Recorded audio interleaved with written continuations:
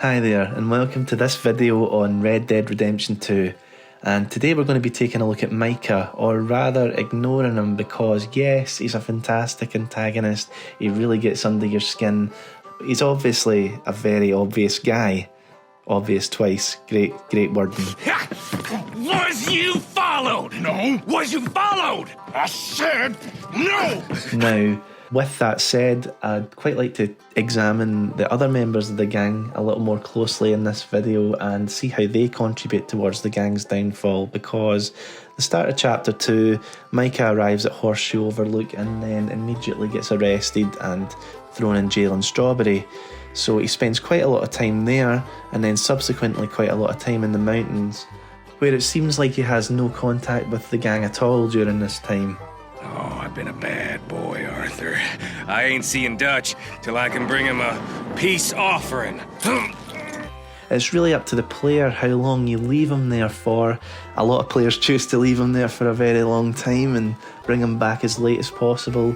And if that's your plan, then the last mission you can do before you bring him back is actually at the start of chapter 3, and it's called Sodom Back to Gomorrah, and it's the one where Arthur and a few of the gang members return to Valentine and rob the bank. And the earliest you can bring Micah back is after the Cornwall train robbery, which is a mission called Pouring Forth Oil, in the middle of chapter 2. And it's not abundantly clear what the canon timeline is that the developers intended, because if you go and speak to Dutch at the end of chapter 2, he'll tell you that Micah recommended the Dewberry Creek camp, which would make you think Micah was supposed to have returned by this point. So, we moving? Yeah, Micah told me of a place we can lie low. Look here. Dewberry Creek, he said. But then if you bring Micah back later, there's a little bit of dialogue between Dutch and Micah at the start of chapter 3 that makes you think they still haven't spoken to each other until this point. Hey. Yes, I'm back. I heard they wanted to hang you. They wanted to, but Arthur did me right. Of course. Did they ask anything about us? No, it was just local problem. Fella I used to know. So for this video, what we'll do is assume that everything that happens between Micah being arrested at the start of chapter 2 and then the Valentine bank job mission doesn't really include Micah in a big way. And during that time, the gang are not immune to mistakes. There's still quite a lot of infighting even without Micah there to rile everybody up. And what is Dutch's plan other than just going, "Hey Arthur," and saying Hope, freedom, and money. over and over and over again? Mistake number 1. The camp location. Horseshoe Overlook is a beautiful camp, and it was actually suggested by Hosea in chapter 1. I told you, we should set up camp in Horseshoe Overlook near Valentine. Now, while it is a stunning place, it definitely has some flaws. You can see the camp from the side of the road. The fires are quite clearly visible as you're riding past. The characters are all very obvious when they're standing on the side of the mountains there, Karen. And, you know, there's a lot of creeps in this game. You just wonder to yourself, somebody's eventually got to come and try their hand at seeing what's going on up there. And of course, people find the camp. There you can see Edith Downs comes to drop off money that was owed by her dead husband. And if she can find the camp, anybody can. Here you can see some villagers turning up to camp. This is a really interesting interaction. Hosea sort of has to fend them off. And then once they're gone, Hosea even admits that the camp location is quite poor. Well, that was worrying. We ain't that hard to find here. No. Mary Gillis, now I don't actually think she finds the camp, but she manages to give someone a letter in town knowing that Arthur's close by, so I would argue that she knows roughly where the camp is too. The O'Driscolls definitely know where the camp is. In fact, they're camped right outside themselves, we're just waiting for Arthur to come out. They know Dutch is in the camp too. Look at what we snagged! Dutch's dog's body! And this all plays into things like, you know, could the O'Driscolls have done something tactically to lead people in the right direction of the Vanderland gang? And then there's the Pinkertons. They approach Arthur and Jack at the lake, I think they've got a good idea where the hideout is, but they just don't want to ambush, being that there's women and children in there. They want to take Dutch alive. It's probably better to weaken the gang first and take them at another time. Just try this approach first, softly with Arthur even. And Arthur doesn't really try and cover his tracks on the way back to Horseshoe, despite the fact he says he does. And they know about the train, and they know we're here. You followed back here. No, they know we're near here. So overall, Horseshoe probably not the best choice, but I can't really think of anywhere better they could have camped in New Hanover. There probably wasn't an ideal spot, especially given mistake number 2, which is the gang's behaviour in Valentine. There is a lot of ruckus in a very short space of time. Micah isn't really there for any of it, he leaves at the very start. But the other gang members seem to get themselves into trouble from mission number 1. There's Tilly getting assaulted by a man. I mean, to be fair, that's not her fault, right? Just going to say that. Karen also finding herself in a bit of trouble. And then just moments later, Jimmy Brooks recognises Arthur from Blackwater out in the street. Quite unlucky that, but it is what it is. Then we move on to the next mission where you can really start arguing that the gang just are a bit dumb, getting into that bar fight. That's pretty memorable. You're going to remember a massive guy and then another guy covered head to toe in mud, literally rolling around in the main street. And then you have Trelawney, who is like the primary school teacher, taking a register of the gang's names in the middle of the street, asking, "Who's here? Put your hand up." Arthur, Javier, and Charles. And Bill, looking as well as can be. I went to Blackwater looking for you gentlemen. It's you they want, Dutch. Always is. Moving on, we've got a mission that I feel I should be a lot more mad at, but I'm not, because it was so iconic and it was so loved by people. They had a good night. We've all been there. So by this point, there's quite a lot of locals in Valentine who know who Arthur is. They don't like him very much. They're openly commenting to him in the street saying, "Oh, you're so much trouble." Blah, blah, You have blah." caused enough trouble around here. I've had it with thugs like you. Think you can bully your way through life. And then if you turn your attention to the newspaper, you can also see that just about every story is about Arthur or the gang and what they've done. 2 stories in the one paper about your gang, not ideal. I think where the whole thing starts to really fall apart is Dutch, because yeah, the other gang members can get away with making mistakes because they're a bit more low level, but when Dutch goes for a trip down to the saloon, I think that's a big mistake because it's right next to the police station, so Cornwall's got the backup from the local authorities. I also think Cornwall's in Dutch's head a little bit by this point. They're just trying to scare us into doing something stupid. Dutch is a man that's driven by pride. He doesn't want to hide away. He doesn't want to lie low. He's thinking to himself, I need to go down and show face at the local pub and send a statement. And ultimately that's his undoing. I think everyone's got a weakness. And in this chapter, it's Dutch's decision that costs the gang the camp. And then they have to move on and find another one. Mistake number 3. Missions that were too high risk. So I don't know about anybody else, but if I'd just robbed the Cornwall train and I knew the guy was looking for me, the last thing I would probably think to do was rob an oil wagon that also belonged to the same guy and then rob another one of his trains. But that's just me. There's not a whole lot of businesses in the game that are big scores, and Cornwall is obviously a nice payday for them. Just as a little aside here, I think it's quite interesting that the local newspaper says the lawmen, having been tipped off by the robbery, arrive on the scene and confronted the outlaws. Now, I'm not too sure whether that means they were tipped off beforehand or whether it means that they were tipped off during the robbery. You could argue that because the guys got away that they maybe didn't know as much information as early as they needed to, but at the same time they might have also wanted to catch them in the act.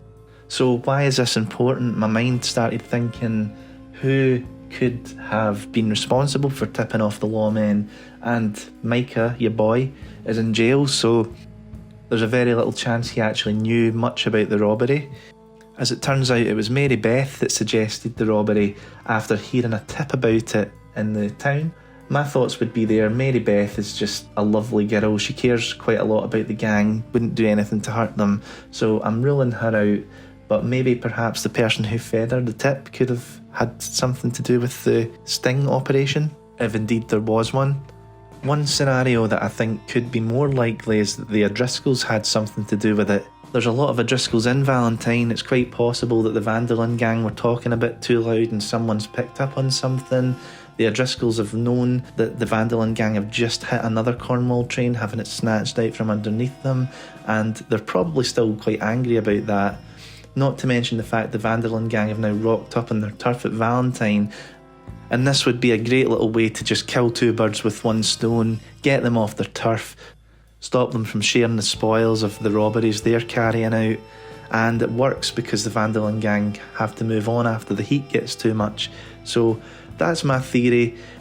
There's a lot of reading between the lines, so I'm not 100% sure, but I think it was at least worth a mention. And then towards the start of chapter 3, as if things couldn't get any worse, poor old uncle goes and puts his foot right in it by deciding to rob a wagon outside Clements Point, and like right outside, and it turns out that it's Cornwall's men. So immediately they're highlighted to where the new camp is at Clements Point as well. So I think that's a little bit unfortunate. They've just not done their homework again. They're just quite sloppy. Overall, that's a theme that just comes back again and again. And then you have the last mission you can possibly do before you bring Micah back, which is the bank robbery in Valentine. And no matter how stealthily I try and do this mission, I think it's scripted that the lawmen spot you when you're sneaking out of the bank. So just another mission where things go wrong for the gang and they just seem to be on a bit of a losing streak. Mistake number 4, Dutch's plan. Now, the Red Dead community have had a lot of fun poking at Dutch's plan, and for good reason. We make money, and then we head back out west to freedom. Oh, I ain't wavering, son. We'll keep moving forward. Maybe we'll leave the West far behind. And do what?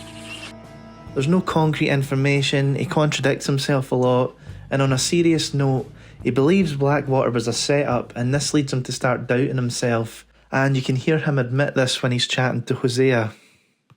I messed up in Blackwater. I made a goddamn fool out of myself. He's also starting to show a bit of a vulnerable side. His pride has taken a big hit, the way people see him as a leader has changed, and he's having to adapt his moral code to justify what he did to Heidi McCourt, a young woman who he killed during the Blackwater robbery. So, what happened with the girl on that boat, the one in all the papers? We did what we had to do to get out of there. End of discussion. Okay. Chapter 2 also sees Dutch show his emotions and let some of his intrusive thoughts out. As the game goes on, Dutch starts to get more reclusive and introverted, and he's more of an open book in Chapter 2. I guess that I am just some tired old Yankee dreamer in a world I no longer understand. You know, Arthur, it's the illness of romantics. What is? Hope. Hope is. Dutch's problems on their own are a concern, but there's another pillar of the gang that isn't bearing the weight that it normally does, and that is Hosea. The gang dynamic is that Hosea does a lot of the logistical thinking while Dutch finds the pretty words to inspire people. That was terrible. But Hosea is aloof during a lot of this chapter, knowing that he's sick and doesn't have long left. This might be a bit of a stretch, but the fact that Hosea wants to go out and hunt a large bear in the mountains gives a little bit away about his mental state. He seems prepared to die. One last adventure with Arthur, and well, if this bear kills him, then it might just make his life a little bit simpler. You ain't going nowhere yet, old friend. Well, I'm ready. And a lot of the planning that Hosea starts to do isn't for gang missions, it's actually for getting people out of the gang. He wants Lenny to go and become a lawyer, he wants John to leave with Abigail and start a family. He's trying to pass on his wisdom before it's too late. As I approach my reckoning, guess one thing I can do is try to teach you boys about the many errors of my ways. I ain't repenting, except for one thing. I wish I had acquired wisdom at less of a price. Hosea's plan is to save a few souls before he departs the earth, not a plan for the next big score and a return to the west. The next one isn't really a mistake, it's more of a problem within the gang, which is the relationships between all the different gang members. So, I'm not going to look at every last gang member and go into granular detail about, I don't know, Uncle Moon and other characters or whatever, but let's start with Hosea and Dutch. We've talked about them both individually, but Hosea and Dutch have an altered relationship after Blackwater. They're two of the most influential and respected gang members. One's a realist and the other's a romantic, and their two styles, which previously complemented each other, are now starting to cause friction. Hosea has some concerning words to say about Dutch as early as chapter 1. Try to stop Dutch getting all of you killed, because I'm about beginning to think he's finally lost his mind. And do what? If we stop doing this? I don't know. I never knew. Hosea's biggest bugbear is that he wasn't listened to, and now his reality is so far removed from the vision he had because of Dutch's bad choices. And boy, does he go on about it. I just want to stick to the plan, which was to lie low, then head back out west. We were on to something big. Then Micah got you all excited about that ferry, and here we are. And now we are stuck, east of the Grizzlies and out of money, and a long way from our dream of virgin land in the west. I know. A great American Western adventure. That was your pitch. I know. Well, we're heading east, Dutch. There's not so many places to hide this way. We will think of something. He's not on the same page with Dutch about everything being fine, and he wants him to stop being in denial and fix things before it's too late. Hosea also seems quite upset that the gang that he's tried so hard to nurture over the years is now heading in a direction that makes him uncomfortable. Turned into a bunch of killers, I mean it. We ain't even got the delusion of being anything but a bunch of killers. We are just trying to survive, Hosea. We don't have a choice. This'll end soon. Damn right it will. Constipated as usual.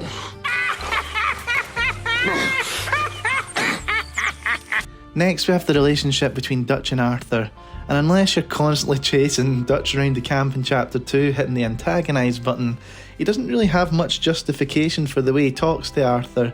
And Arthur does incredibly well to not get caught up in Dutch's arguments and retaliate. He stays calm, he stays loyal, and tries to reassure Dutch where he can. Even so, Dutch grows suspicious of Arthur. I expect you'll betray me in the end, Arthur. You're the type. That's so. You tell me. I think this comment is an extension of the self-doubt he's feeling, making him question how everybody else feels about him. He also seems to think Arthur's stalking him. You stalking me too, Arthur? You getting crazy, Dutch? Well, I've always been crazy, Arthur. You know that. You are starting to unnerve me, friend. I don't think you want me any more unnerved than I already am. There's rare instances in this chapter where Arthur questions Dutch and he gets shut down quickly and a lot of the time blindsided by emotional responses. Arthur! Yeah? How you... What... Listen, we're gonna be okay. If you say so. What about the money? Back at Blackwater. Now is not the time for doubters. I ain't a doubter nor a believer. I ain't nothing. So you keep saying. Next time, Arthur, try faith. Try faith. You really have a plan, Dutch? Or you just keep telling us you do? I'm not in the mood. I mean, a real plan. Not eating mangoes on a tropical island plan. What's your problem? It's all good. Calm down. Get a hold of yourself. And while at this point it might not seem like much, as the game goes on, it's laying down the foundations for things to come. Moving on, it's not just the top tier of the gang that have problems with each other, but it trickles right down throughout the whole thing, and you don't need to hang around camp long to see examples of this. Do some work, dearie! This isn't a holiday camp!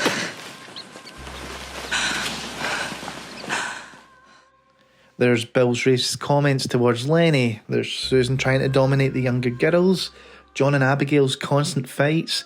Bill and the Reverend sticking their hands in the camp collection box. Javier holding a knife to Bill's throat. And that's just to name a few. There's plenty more examples. I've probably not even listed some of the best ones here. Okay, I'm just throwing this last point in here for a little bit of flavour because I'm not entirely sure what this is. But Red Dead Redemption is a very deliberate game where so much is planned and thought out, and yet, why then, when Dutch goes to his bed, does he just sit in an upright position on the side of the bed and jerk himself awake every sort of 10 to 15 seconds? And meanwhile, Molly's taking up the entire bed, not giving Dutch a space. Move over and give him a little bit of room. This guy's got to come up with a plan. He's very hard worked, you know, he's unhinged. You don't want him any more unnerved than he already is. Insomnia would explain a lot of his strange behaviour. Good morning, Arthur.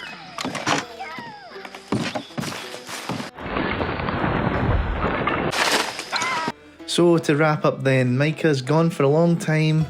I think that Micah has a lot of influence before the game starts at the Blackwater robbery, which has a lot of implications which follow the characters through Chapter 2.